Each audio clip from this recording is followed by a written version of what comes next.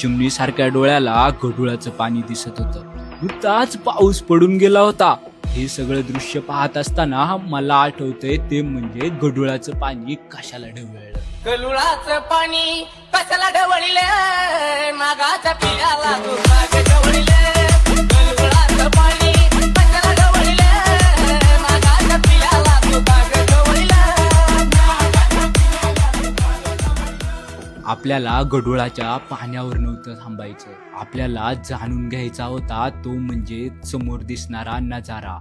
म्हणजे मंडळी, जो समोर तुम्हाला नजारा दिसतोय ना, ती नदी दिसतीये ना, ती खळखळून वाहतीये ना, ती नदी आहे घोड नदी. आणि त्याच्या किनाऱ्यावर वसलेलं गाव म्हणजे चासगाव. आणि त्यासोबत ही जी काय तुम्ही समोर खळगी बघताय ना, जे काही स्ट्रक्चर बघताय ना, हे फक्त आणि फक्त पाण्याच्या प्रेशरमुळे कुठेतरी तयार झाले. चासगावाचा इतिहास मानावा तितका सोपा नाहीये. गुगलला गेल्यानंतर बऱ्यापैकी चासगावाचा इतिहास आपल्याला उघड होतोय.